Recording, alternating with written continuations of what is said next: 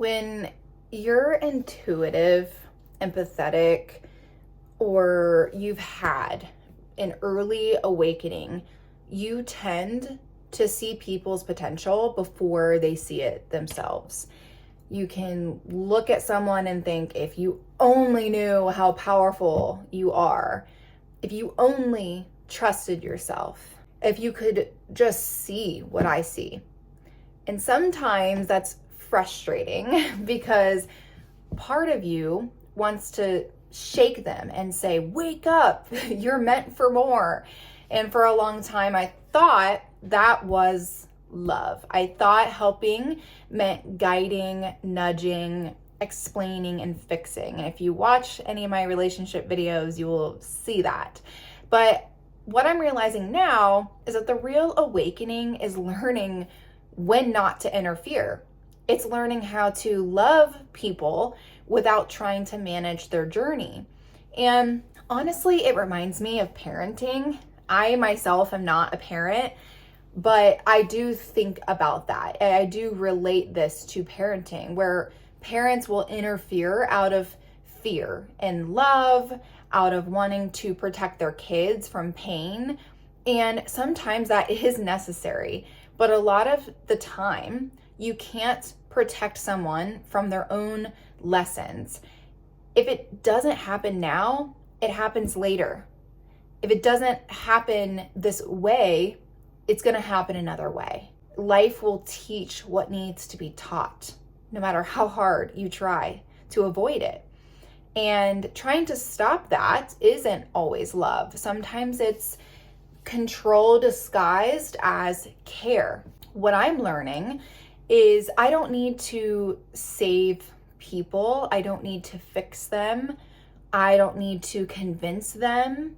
I don't need to push them toward the version of themselves that I see. They already know where I am. They already know I'd support them if they asked me for this advice. And that's enough.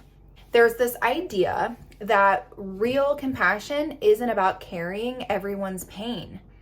It's about being present without losing yourself, and about feeling deeply without becoming responsible for someone else's healing. And I'm not here to play God in anyone else's life. I'm really a fellow traveler, a witness, a companion, and someone who really walks beside and not ahead of others. And there's a fine line between compassion and having pity for someone, because compassion's more about saying, I see you, I honor your process, and I trust your timing. Whereas pity might more look like, you're broken and I need to fix you. And that's not love, that's more of your ego. So lately I've been really practicing something new, which is loving people exactly as they are, not as who I think they should become, and not as who they could be, and not as who I wish they would be, as who they are right now. No expectations, no conditions, and no spiritual rescuing, just presence. Because sometimes the greatest gift you can give someone isn't advice. It's not solutions. It's not necessarily interference. It's more of a calm space. It's trust. It's saying without words that I believe in you enough to let you find your own way, and allowing someone to experience pain. It's not cruelty. It really is respect. Some things are not meant to be avoided. And I've talked about that in my own identity shift, about you can't avoid these hard things.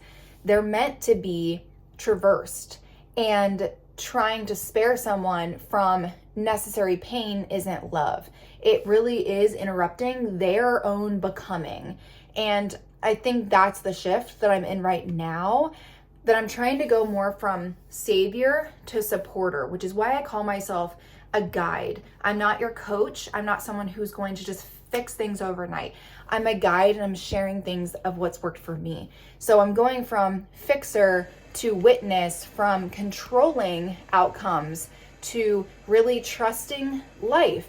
And honestly, that does feel like freedom. So if you're the same type of person and you look at your friends or whatever, and you're always the person that people come to for advice, but that almost makes you feel like, okay, well, you know, when this person's frustrated with their job or this person's whatever, and you're like, but I can see this in you that I want to like blossom, you know, like just because I see it doesn't mean I'm responsible of trying to make that happen, and that this person's on their own journey, and that's okay. So anyway, again, we talk about all of this stuff in the Becoming Sanctuary. If you're someone who's navigating this or feeling like you want to fix and all this stuff, I also do resonance sessions where it's a one-on-one session.